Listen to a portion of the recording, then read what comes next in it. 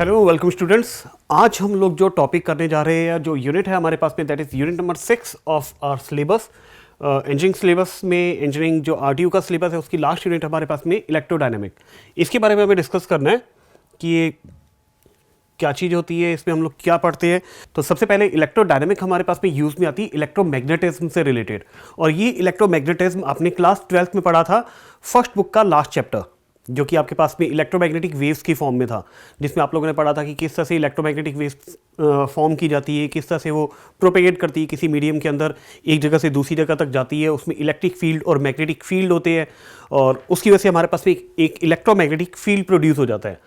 उस फील्ड के अंदर इलेक्ट्रोमैग्नेटिक वेव्स जो ट्रैवल कर रही है उसके बारे में हमें स्टडी करनी होती है। तो इसके लिए सबसे पहले हम लोग देखेंगे कुछ एक चीज़ों के बारे में। तो सबसे पहले मैं आपको पूरा सिलेबस बता दूं। इसमें हमारे पास में सिलेबस क्या है, किसी इलेक्ट्रोमैग्नेटिक फील्ड को पढ़ने के लिए, इलेक्ट्रो डायनामिक्स को पढ़ने के लिए हमें किन किन चीज़ों की रिक्वायरमेंट है, ये कंप्लीट आपके सामने पूरा सिलेबस है। जिसमें सबसे पहले मैं बात करूंगा स्केलर फील्ड के बारे में। स्केलर फील्ड क्या होता है, फिर उसके बाद में वेक्टर फील्ड के बारे में देखेंगे, स्केलर में वेक्टर फील्ड हो जाएगा। तो इसके बाद में हमारे पास में एक ऑपरेटर है जिसको हम लोग डेल ऑपरेटर बोलते हैं।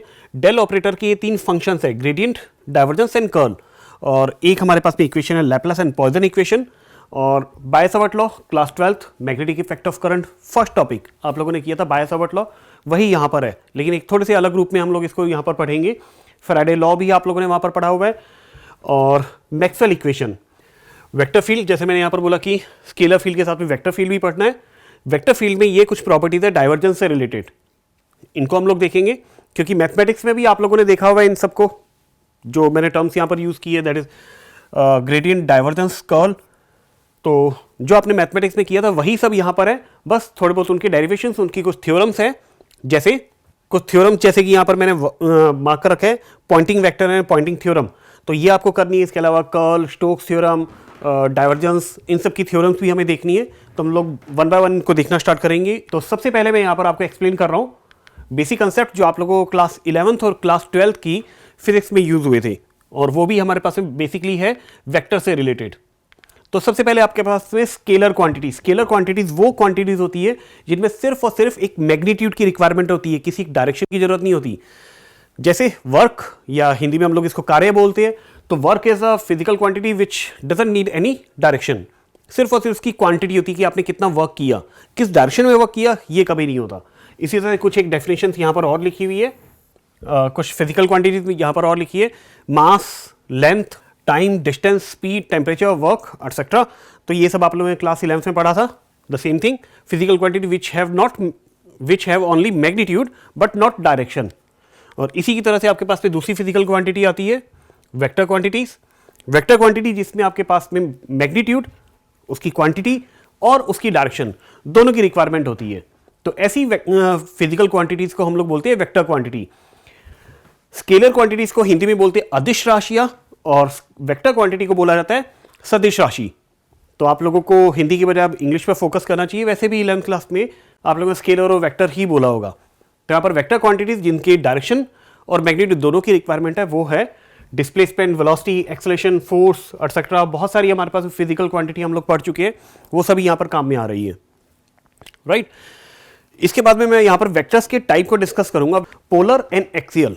अब पोलर और एक्सियल वेक्टर्स, पोलर तो वो जो हमेशा और हमेशा एक पॉइंट से दूसरे पॉइंट तक ट्रैवल करते हैं, और एक्सियल किसी एक एक्सिस के रिस्पेक्ट होते हैं। जैसे कि टॉर्क एक वेक्टर है हमारे पास में, वो एक एक्सिस के रिस्पेक्ट वर्क कर रहा है, उस पर रोटेशनल।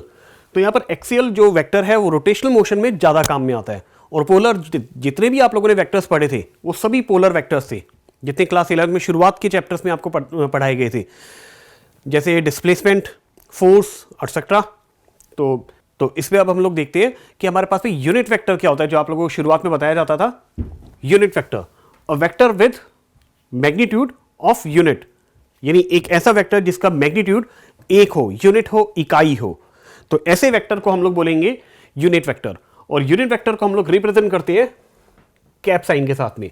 जो भी वेक्टर आपके पास में काम में आ रहा है, जैसे कि vector A, vector B, vector C, vector R, anything, तो वो जो सिंबल है उसका ए, बी, सी या आर, उसके ऊपर कैप लगा दो वेक्टर साइन हटाकर, तो ये आपके पास में बन जाता है यूनिट वेक्टर।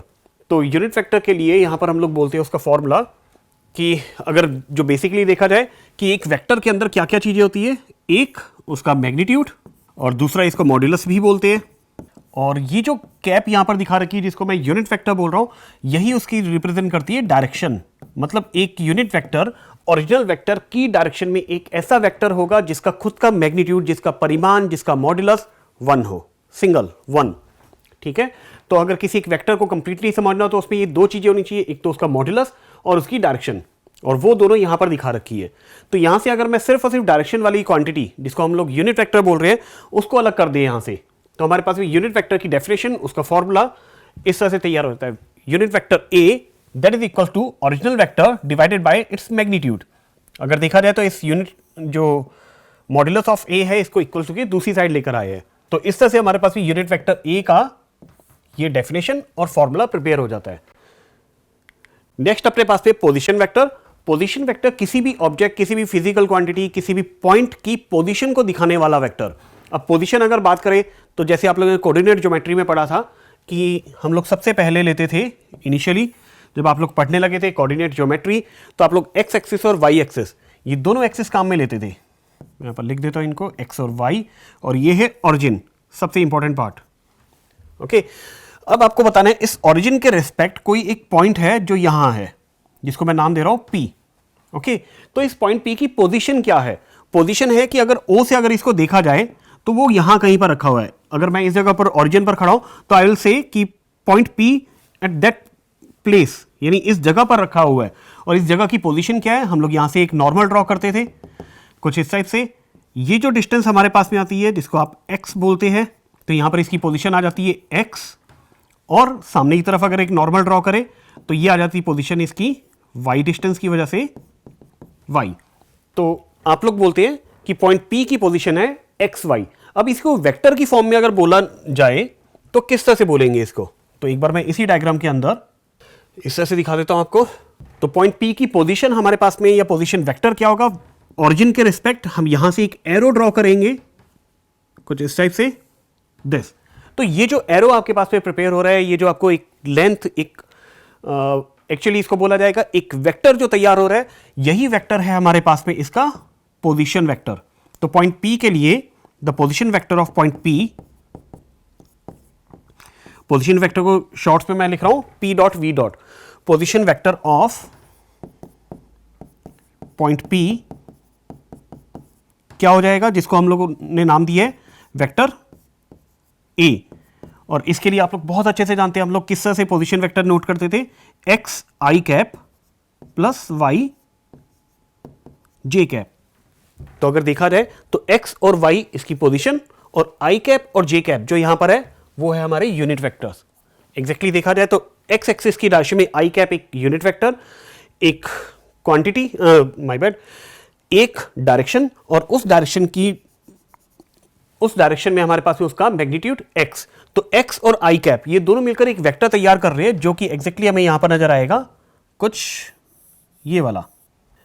ये जो मैंने बोल्ड एरो बना रखा है यही है हमारे पास में x i कैप। ठीक है, बिल्कुल इसी टाइप से यहां पर हमारे पास में वेक्टर बन जाएगा y j कैप। फाइन। तो ये दोनों कोई वेक्टर्स है और इन दोनों के बीच में पॉइंट P को रिप्रेजेंट करने वाला एक पोजीशन वेक्टर वेक्टर A है। अब मैं फालतू की चीजें इसमें से हटा रहा हूं जो एग्जैक्टली हमारे काम की नहीं है अभी, जैसे कि ये वाले एरोस, ये वेक्टर्स, दिस। तो आप लोगों को याद रखना है यहां पर position vector of point P is x i cap plus y j cap. तो इस तरह से आप लोग कोई भी एक पोजीशन वेक्टर को फॉर्म कर लेते थे, लिख लिया करते थे। तो पोजीशन वेक्टर यहां पर मैंने शो कर रखा है कुछ इस टाइप से, दिस, कि किसी भी फिजिकल क्वांटिटी, किसी भी एक पॉइंट की position with respect to origin बताने का काम करता है पोजीशन वेक्टर। और इसी तरह से डिस्प्लेसमेंट वेक्टर, मैं सेम डायग्राम यहां पर एक बार दोबारा बना रहा हूं, देखो again x axis y axis, और इन दोनों के बीच में कोई पॉइंट P, और P के कोऑर्डिनेट हमारे पास में जैसे आप लोगों ने पहले लिए x और y, जिसको बोलते हैं x, y। ओके, लेकिन अगर मैं यहां पर एक और कोई पॉइंट अज्यूम कर लेता हूं, जैसे पॉइंट Q, ये पॉइंट Q ले लिया। अगर यहां पर x y हम लोग ले रहे तो इसका नाम तो दूसरा रखना पड़ेगा। तो इसलिए मैं यहां पर क्या करता हूं कि इस पॉइंट को नाम दे देता हूं x1 y1, और पॉइंट Q के जो कोऑर्डिनेट है उनको नाम दे देते हैं x2, y2। अब आपको देखना है पॉइंट P और Q के पोजीशन वेक्टर्स। जिसको हमने थोड़ी देर पहले जैसे ड्रॉ किया था बिल्कुल वैसे ही यहां पर कर देते हैं। पॉइंट पी का पोजीशन वेक्टर हमारे पास में बनेगा दिस, और क्यू का पोजीशन वेक्टर कुछ इस टाइप से। तो पॉइंट पी के पोजीशन वेक्टर को मैं नाम देता हूं, इस बार थोड़ा सा चेंज कर रहा हूं, पॉइंट पी का पोजीशन वेक्टर वेक्टर पी, और क्यू का पोजीशन वेक्टर वेक्टर क्यू। तो अब इनके आप जैसे मैंने पहले नोट किया था, पी का पोजीशन वेक्टर आप किस तरह से लिखेंगे, अगर इक्वेशन फॉर्म में लिखना हो तो कुछ इस तरह से मैं यहाँ साइड में लिख कर रख देता हूँ, vector P that is x1 I cap plus y1 J cap. बिल्कुल इसी टाइप से वेक्टर क्यू का आप लोग बनाए, मैं भी यहां पर लिख देता हूं x2 आई कैप प्लस y2 जे कैप। ये दोनों इक्वेशन हमारे पास में अभी थोड़ी देर में काम में आएंगी।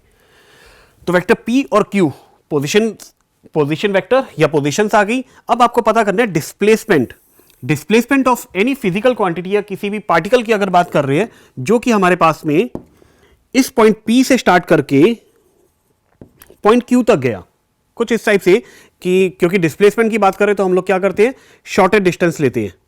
शॉर्टर डिस्टेंस मींस कि Q से एक सीधा सीधा स्ट्रेट लाइन ड्रॉ करेंगे दिस। तो ये जो हमारे पास में ब्लू कलर का एरो आपको नजर आ रहा है जो पॉइंट P से Q की तरफ जा रहा है, that is displacement from P to Q। तो इसको एक बार मैं नाम देता हूं वेक्टर PQ। PQ आपको क्लियरली दिखेगा जिससे कि P से Q की तरफ गया है। तो ये जो डिस्प्लेसमेंट है, ये डिस्प्लेसमेंट क्या होगा, तो डिस्प्लेसमेंट वेक्टर भी आपको याद रखना है हमेशा, जिसको मैं यहां पर PQ से रिप्रेजेंट कर रहा हूं। Vector PQ will be final position vector minus initial position vector. ये इसका बेसिक फॉर्मूला है हमारे पास में, final position vector minus initial position vector. ये बिल्कुल वैसे ही है जैसे आप लोगों ने छोटी क्लास में किया था कि final position minus initial position, बिल्कुल वही का वही है। तो फाइनल पोजीशन वेक्टर यहां पर आपको देखना है कि कौन सा है, P या Q, वेक्टर P या vector Q। Obviously final position मतलब कि जहां से चल के जहां ऑब्जेक्ट पहुंच गया, जहां पहुंचा वो उसका फाइनल पोजीशन वेक्टर। तो ये रहा वो पोजीशन वेक्टर वेक्टर Q। तो इसको यहां पर लिखेंगे हम लोग। तो वेक्टर Q को मैंने लिखा x2 I cap plus y2 J cap minus initial position vector that is x1 I cap plus y1 J cap. तो ये हमारे पास में इक्वेशन आ गई। अब इसको सिंप्लीफाई कर लो, मतलब आई कैप वाली क्वांटिटीज कॉमन ले लो, जे कैप वाली कॉमन ले लो। कुछ इस तरह से लिखा जाएगा कि x2 माइनस x1 आई कैप मैंने कॉमन ले लिया यहां पर, प्लस ध्यान रखना यहां पर मैंने प्लस किया है क्योंकि यहां माइनस है, माइनस अंदर मल्टीप्लाई होगा तो दोनों के आगे हमारे पास में साइन लग जाएगा माइनस का, दोनों का आगे लग जाएगा साइन माइनस का, जिसकी वजह से हमारे पास में यहां पर जो आपको दिख रहा है x1 माइनस का, वो इसी वजह से क्योंकि मैंने आई कैप को कॉमन लिया है। तो यहां से जब आप कॉमन लेते हैं आई कैप को तो x2 प्लस का x1 माइनस का, बिल्कुल इसी टाइप से प्लस लगाकर हम लोग लेंगे जे कैप कॉमन और रिमेनिंग रह जाएगा y2 माइनस y1। तो ये हमारे पास में डिस्प्लेसमेंट वेक्टर आ गया वेक्टर PQ। तो you have to remember actually this thing, final position minus initial position, या फिर final position vector minus initial position vector. इसके बाद में हमारे पास में टॉपिक है vector addition and vector subtraction. Vector addition vector subtraction के लिए आप लोग रूल्स काम में लिया करते थे, ट्राइंगल रूल और पैरेललोग्राम रूल। तो triangle rule of vector addition, जैसे कि अभी मैंने थोड़ी देर पहले किया था कि जब दो वेक्टर्स को ऐड करना हो, लेकिन कंडीशन है कि यहां पर हम लोग क्या करते हैं, दो वेक्टर्स जो कि कुछ इस तरह से बन रहे हो, जैसे मैंने यहां पर काम में लिया वेक्टर A और वेक्टर B, दो वेक्टर्स इस तरह से ऐड होने हो कि एक वेक्टर के ऊपर दूसरा वेक्टर प्लेस किया जाए कुछ इस तरह से कि एक के हेड के ऊपर दूसरे की टेल रखी जाए, तो जो वेक्टर का एडिशन होगा वो आपके पास में होगा ट्राइंगल रूल के अकॉर्डिंग, राइट। तो यहां पर रिजल्ट हमारे पास में आता है इसका रिजल्टेंट वेक्टर, वेक्टर A जो भी हमारे पास में इनिशियली काम में लिया था उसकी टेल से लेकर vector B final position vector जो भी है या फाइनल वेक्टर है उसके हेड तक जो भी एक स्ट्रेट लाइन बनेगी, जो भी वेक्टर बनेगा जिसको हम लोग नाम देते हैं वेक्टर R, यही हमारे पास में इसका रिजल्टेंट होता है और उसको हम लोग नोट करते हैं vector R equals to vector A plus vector B। But इस चीज में सबसे इंपॉर्टेंट चीज, सबसे ज्यादा ध्यान रखने वाली चीज है कि वेक्टर A और B, जैसे कि आपको दिख रहा है कि अगर मैं अपने हाथ को इस तरह से रोटेट करूं इनके डायरेक्शन में, जैसे चल रही है वेक्टर A फिर वेक्टर B, तो आपको दिख रहा है ये एंटी क्लॉकवाइज हाथ चल रहा है मेरा कुछ इस तरह से। तो वेक्टर R जो होगा इसके ऑपोजिट साइकिल में चलता हुआ दिख रहा है आपको, मतलब कि क्लॉकवाइज डायरेक्शन में, हमेशा ही ऐसे होगा। तो ध्यान रखना कि वेक्टर ए और बी जिस साइकिल में चल रहे हैं उसके ऑपोजिट साइकिल में ऐड होता है वेक्टर आर, रिजल्टेंट वेक्टर। तो चाहो तो इस डायग्राम को मैं उल्टा करके दिखाता हूं आपको।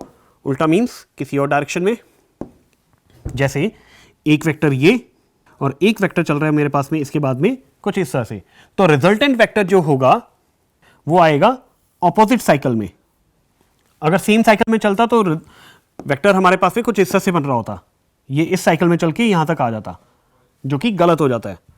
तो यू हैव टू रिमेंबर, आपको ये चीज अच्छे से याद रखनी है कि जो भी रिजल्टेंट वेक्टर होगा वो उसके ऑपोजिट साइकिल में होगा, सेम साइकिल में कभी नहीं होगा, ठीक है।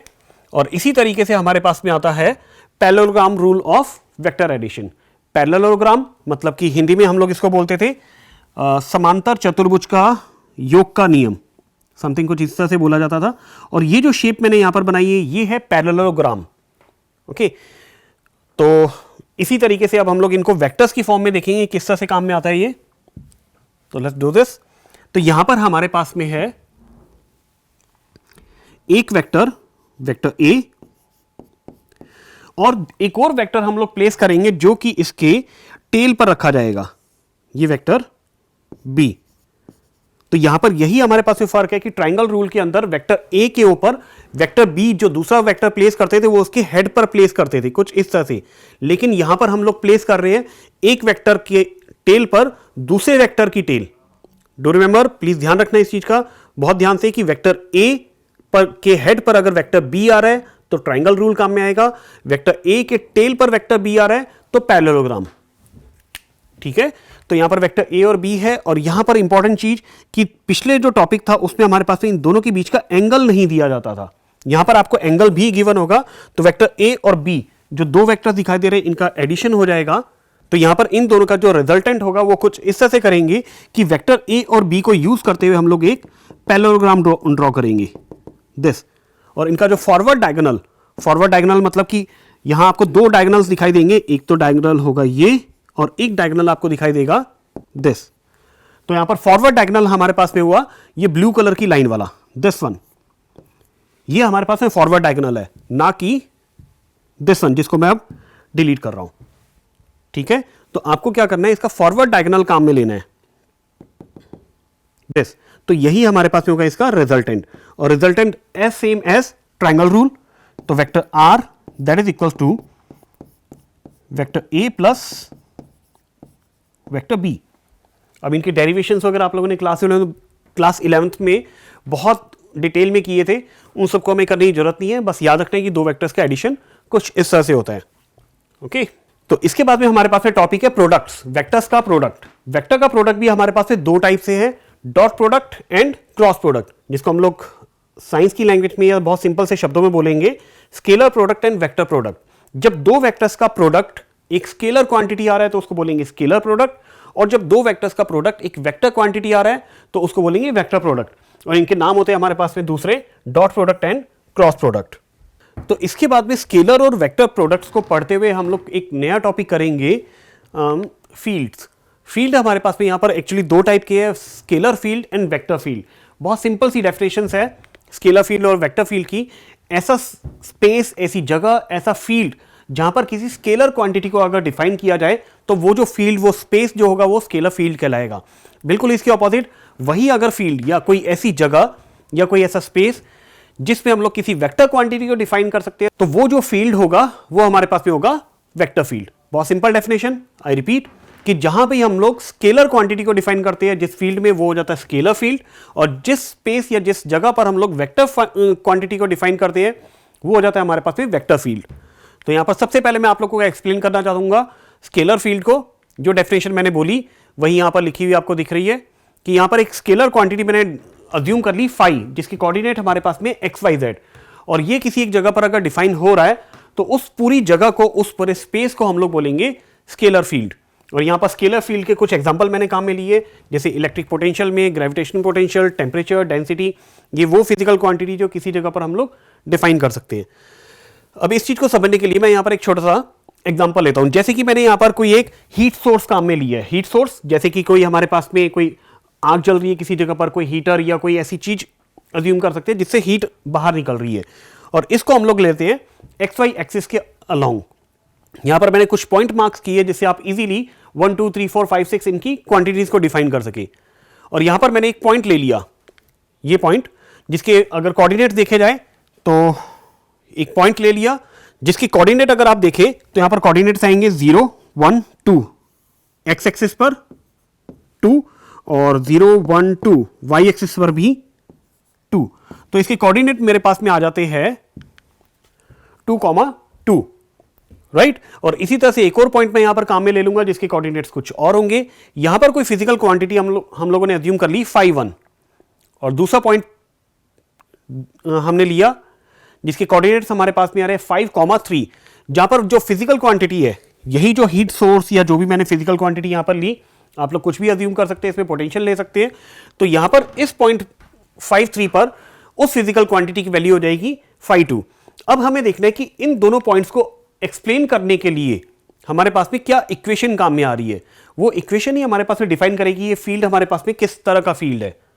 स्केलर फील्ड तो है क्योंकि यहां पर हम लोग स्केलर क्वांटिटी को ही काम में ले रहे हैं, बट ये स्केलर फील्ड हमारे पास में कैसा है, इंक्रीजिंग ऑर्डर का है या डिक्रीजिंग ऑर्डर का है। तो उसके लिए मैं यहां पर स्पेसिफाई कर रहा हूं कि phi 2 अगर हमारे पास में phi 1 से बड़ा हो तो उसके लिए एक इक्वेशन हम लोगों ने बना ली x² - 2y। सपोज कि कोई एक ऐसी इक्वेशन ले ली, तो phi 1 के लिए अगर देखा जाए तो इस इक्वेशन के अकॉर्डिंग phi की वैल्यू कितनी हो जाएगी, मतलब phi 1 की वैल्यू कितनी आएगी अकॉर्डिंग टू दिस इक्वेशन।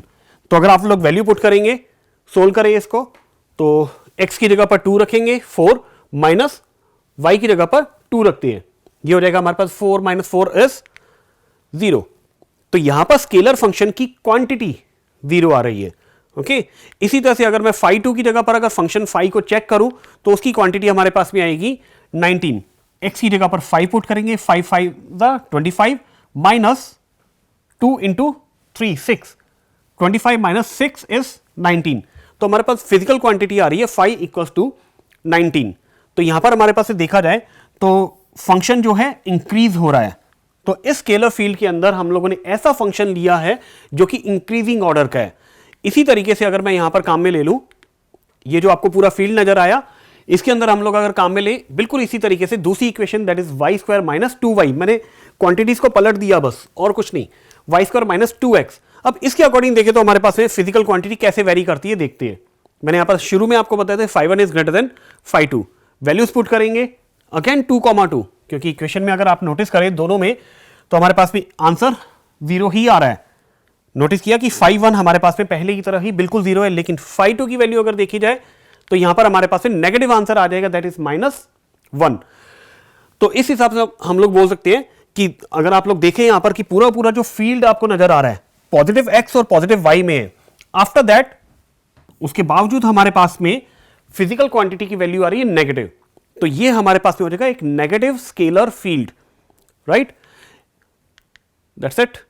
तो इसके बाद में मैं आपको एक्सप्लेन करूंगा वेक्टर फील्ड। इसकी सिर्फ अपने को डेफिनेशन पढ़नी है। वेक्टर फील्ड वो ऐसा फील्ड या स्पेस जिसपे हम लोग किसी भी वेक्टर क्वांटिटी को डिफाइन कर सकते हैं, उसके बारे में एक्सप्लेन कर सकते हैं या उसके ऑब्जर्वेशंस ले सकते हैं। तो यहां पर कोई भी एक वेक्टर को हम लोगों ने ले लिया जो कि वेक्टर फील्ड को रिप्रेजेंट करेगा, that is a x, y, z। If you do remember, आप लोगों ने ध्यान दिया होगा इस चीज पर कि जो फंक्शन मैंने काम में लिया था अभी थोड़ी देर पहले phi, उसके ऊपर कहीं भी मैंने कोई वेक्टर साइन नहीं लगाया था। ओके तो यहां पर हमारे पास वेक्टर फील्ड है, इसलिए इस पर वेक्टर साइन लगाना बहुत जरूरी होगा। अब आपके पास में टॉपिक है डेल ऑपरेटर। डेल ऑपरेटर हमारे पास में होता है एक ऐसा ऑपरेटर जो कि पार्शियल डिफरेंशिएशन में आप लोगों ने डिटेल में पढ़ा हुआ है। ये किसी भी ऑब्जेक्ट, किसी भी फिजिकल क्वांटिटी को पार्शियली डिफरेंशिएट करने के काम में आता है। और इस डेल ऑपरेटर को हम लोग डिफाइन करते हैं कुछ इस टाइप से, आई कैप जो कि हमारे पास यूनिट वेक्टर है, del by del x partial differentiation with respect to x only. सिर्फ और सिर्फ एक्स की टर्म्स अगर होगी तो उनका डिफरेंशिएशन होगा, बाकी जो भी टर्म्स होगी जैसे वाई या जेड वो इसमें हमारे पास में कांस्टेंट अज्यूम होगी।